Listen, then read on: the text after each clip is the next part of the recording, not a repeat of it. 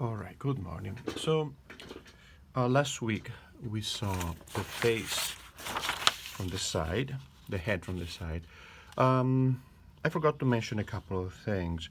So, one is this the Nasion, the position of the Nasion in relation to the pupil, it's a little bit higher than that, right? Not necessarily this side, could be lower, could be a little bit higher, but it's typically in a Caucasian nose, always a little bit higher than the pupil. So in here, I also want to block in the base of the neck here, right? Coming down at an angle like this.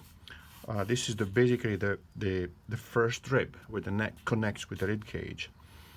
At this point in here, I have the collarbone coming back like this, and this is the sternum, this is the back spine.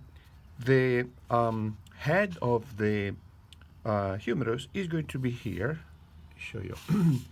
See the highest point in here, coming down from the highest point in here, going just behind the jawline, right? And the ear we have seen is going to be positioned posteriorly to that, right? Posteriorly to the jawline and to the center line of gravity. In an erect position, the head of the humerus is going to be behind the center line of gravity and below the clavicle here. So this is where I'm going to attach the arm, right? Another structure that we need today is just below the base of the skull, just behind the ear. There's a bump in here. That bump is called mastoid process. It's a bone, and that's what it is, right? That's the bone. I need this because that's where the sternocleidomastoid muscle will attach. So let's look now at the face from the front.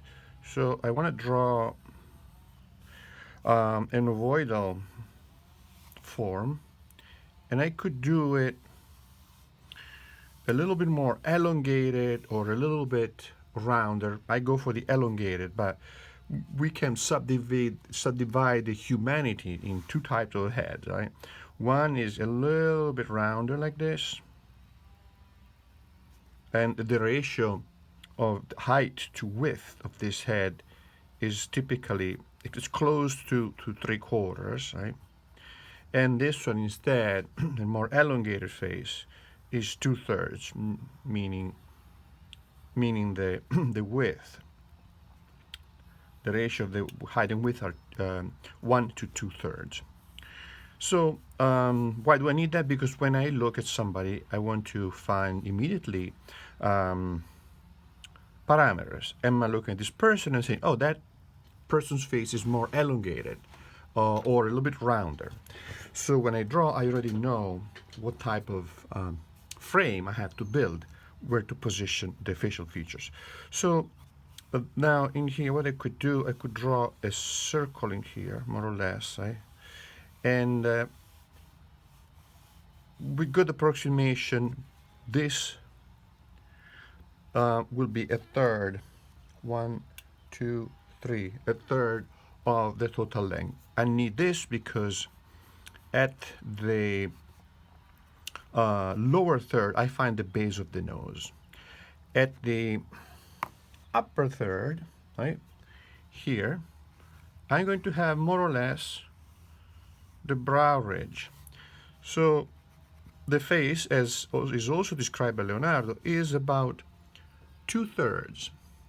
The face, meaning from the brow ridge to the chin, 2/3 of the total height of the head, right? So I block in the brow ridge in here, and the nose, it looks a little bit too long. No, that should be okay. So the Nasion is going to be a little bit below the line of the brow ridge, right? So see this point in here. This is the brow ridge. The Nasion is here, right? A little bit lower than that, okay? So you see also this V here. So I'm going to create this V here. And now I know that my eyes, the irises, are going to be a little bit lower than that point. So my eyes are going to be along this line in here. So this line in here, where my pupils are going to be, should be slightly above the midpoint, right? So let's see. Yeah, that's good. See that? Meaning the proportion of this lower part of the face, actually the measurement of this part of the face is slightly bigger than the top, okay? With variation. So now I can block in the nose in here, the mouth. We have seen last week how the mouth is going to be, I don't like it. It's going to be not halfway between the nose and the chin. It's going to be a little bit higher than that, right? So the halfway would be here,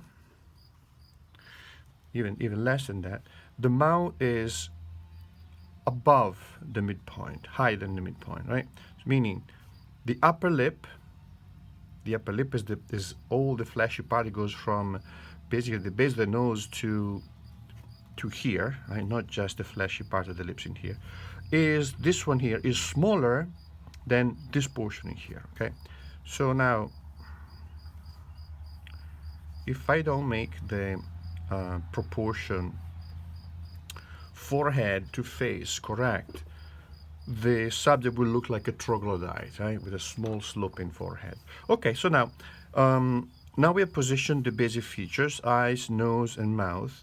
And now let's see the neck, right? We're gonna add the neck here and here.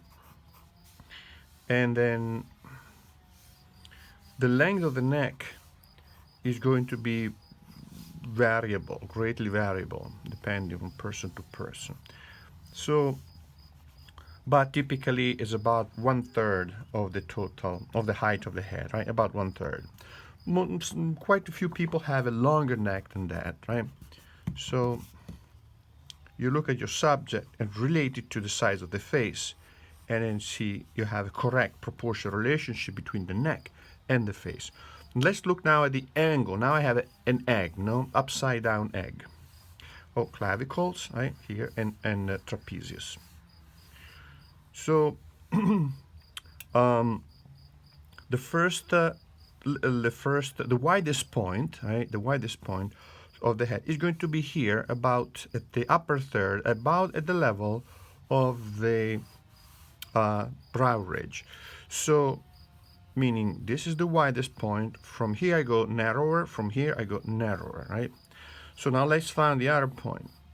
I go down until I find the corner of the jaw. Where is the corner of the jaw? It can be in various positions. So in what I want to do, I want to relate this change of angle here to the mouth. Is it above the mouth? Is it below the mouth? Where is it? So let's say it's at the level of the lower lip, right? And then you're going to see in your subject exactly what it is. So this is the widest point. This is the corner of the jaw. That's the chin, right? There's another angle here, right? At this point in here, I have another change here, right? And that's the temporal ridge. Temporal ridge here, and then you could draw a whole nice curved top, or you could break it in further planes. Really, it's up to you, right? So this will give me the, sorry, my cat wants to get out, but I'm not gonna now. So now at this point in here, I have the brow ridge, right? And the Nasion. And this point in here, the temporal ridge, will give me the top of the side plane. So from here, I go down here, right, to the point where the upper margin of the orbit turns on the side. From here now, I want to go down to this, to the chin, right? And now I have the side plane, the frontal plane, and the top plane are not defined yet.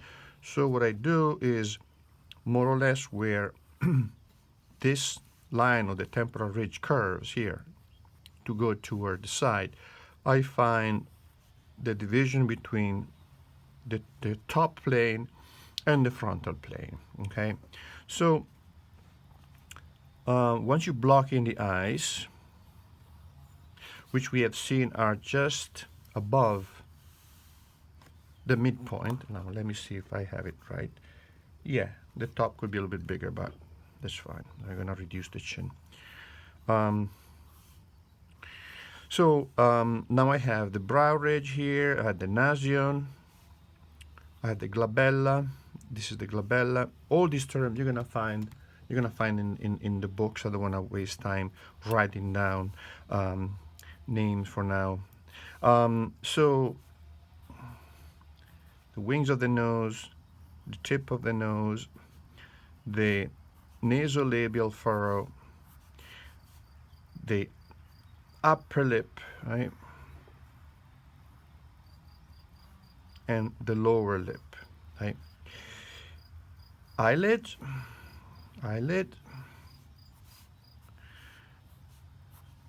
and you see how our creature now start taking shape, no? The corner of the mouth, I have two little nodules, right?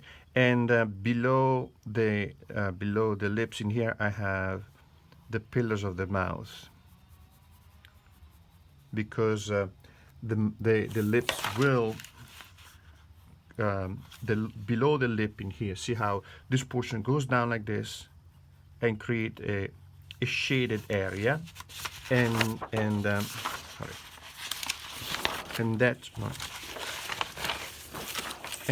what it is, right? This shaded area. Now I want to start introduce actually the ears. Let's put the ears on. So the ears are going to be between the brow ridge and the nose, more or less as a measurement, right? So here.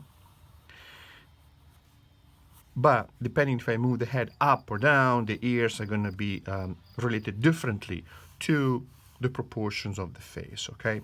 So now I want to introduce the neck, right? Because next video I want to go over the neck. So I need to know where the mastoid process is, because the sternocleidomastoid goes from the clavicle, and mastoid process. So it does this, meaning the name of this muscle will tell me origin and insertion. So origin of the sternocleidomastoid is the sternum, the clavicle, and the mastoid process is the insertion. This muscle, which is that beautiful muscle that makes that V, right? It's very, very elegant, and goes just behind the ear here, so you can really see this muscle in here when you turn the head right and left, pops up. So now this is the top of the sternum, right? This is the clavicle or collarbone, and this is the manubrium, right? So now the base of the skull, imagine this. This is the head, the cranial volume, and this is the facial mask, right? The sternocleidomastoid, sorry, the mastoid process is going to be just at the base here of the cranium, but behind the jaw, so you don't see it, right? So it's at the base of the cranium here. See that? You don't see it from the front, but it's going to be just back behind the jaw at the base of the cranium. So knowing this, I know that the ear, see that the mastoid process is just behind the ear. So if I saw the ear, if I know where the ear is, I know that the sternocleidomastoid will start from just behind the ear and behind the jaw, and will go here to the corner here of the side of the manubrium of the sternum, the top of the sternum, leaving this portion here empty. That is the jugular fossa, right? And so now I go from here down to here like this, right? Down to here like this, and then there's a flat portion of this muscle in here, right? So down like this, and down like that, right? So this portion here tend to be chunkier. This portion tend to be flatter. This is going to be the the neck basically, and that is the trapezius, right? So some of you asked me to start addressing the neck, so this is good part of it, but I'm going to show you also a side view of the neck next with the next video. And in the meanwhile, practice drawing these little schematic views of the face.